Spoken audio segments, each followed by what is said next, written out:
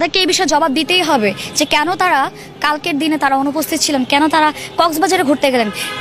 এই এত বড় একটা গুরুত্বপূর্ণ দিনের থেকে কি কক্সবাজার যাওয়াটা খুবই গুরুত্বপূর্ণ ছিল, খুবই প্রয়োজন ছিল, যেখানে আজ থেকে 1 বছর আগে এত কিছু হয়ে গেছে, এতগুলো মায়ের চোখের পানি, এতগুলো বাবার চোখের পানি, তারা কি করে বিফলে যেতে দিল? তারা অনেক কিছুই তো প্রমাণ করে গেল কালকে। এইভাবে ওনারা অনুপস্থিত থাকার মানে যে আটা দিলেন তারা, এর মাধ্যমে তারা অনেক কিছু প্রমাণ করে গেছেন যে তারা আসলে একটা মির্জাফর।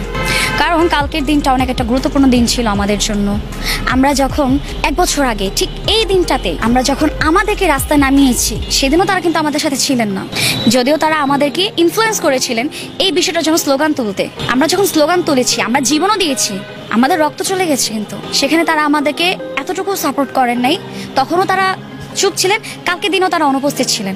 কালকে তারা অন্তত এসে দুটো কথা বলতে পারতো বা এইটুকু আশ্বাস দিতে পারতো যে আমরা তোমাদের সাথে আছি এবং আমরা এটা ন্যায় বিচার চাই। এই শেখ হাসিনা যে এভাবে আমাদের ছাত্র জনতাকে গুলি করেছে, এই সুপারিশ ওনাকে কেউ দেয় নাই। উনি কিভাবে ছাত্রদের গায়ে গুলি করতে পারে, এ বিষয়ে তো ওনারা কিছু বলতে পারতেন, কিন্তু কিছুই মানে ওনারা বলবে কি? ওনারা তো কালকে অনুপস্থিত, কালকে তারা ঘুরতে গিয়েছেন কক্সবাজারে।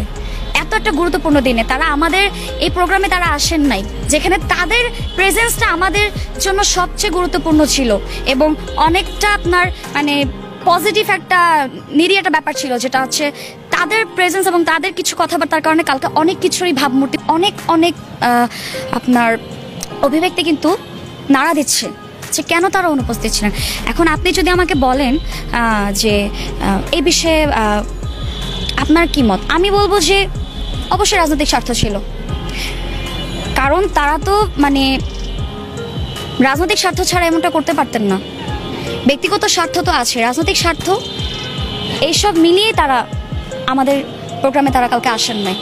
অবশ্যই এটা আশা করা যায় না, ওনারা এটা করে আমাদেরকে যথেষ্ট ছোট করে গেছেন। আমরা স্টুডেন্টরা, আমাদের অনেক আশা ছিল যে কালকে তারা আসবে আমাদের মাঝে, আমরা তাদেরকে দেখব, তারা আমাদের সামনে দুটো কথা বলছে। এটা আমাদের অনেক ইচ্ছা ছিল, আমরা চেয়েছিলাম, কিন্তু আমরা ভাবতেও পারিনি যে এই দিনে তারা কক্সবাজারে ঘুরতে গিয়ে আমাদেরকে এভাবে ছোট করে যাবে এবং আমরা যারা আমাদের যে ভাই বোনরা শহীদ হয়েছে তাদের রক্তকে তারা উপেক্ষা করে এইভাবে তারা মানে আমাদেরকে অপমান করবে। আমরা সবচেয়ে বড় কথা যে যারা শহীদ হয়েছে তাদেরকেই তো তারা ছোট করে গেল, তাদের জীবনে তাহলে কি ভ্যালুটা হলো? তারা যে এত কষ্ট করলো, এই যে মানে শহীদ হলো, এই শহীদের মানে মূল্যটা তারা কি দিতে পারলো? আদৌ পারলো না। তো তারা এড়াতে চাইলেও জনগণ তারা এড়াতে দিবে না, তারা এড়াতে চাচ্ছে। তাদেরকে এই বিষয়ে জবাব দিতেই হবে যে কেন তারা কালকের দিনে তারা অনুপস্থিত ছিলেন, কেন তারা কক্সবাজারে ঘুরতে গেলেন। এই এত বড় একটা গুরুত্বপূর্ণ দিনের থেকে কি কক্সবাজার যাওয়াটা খুবই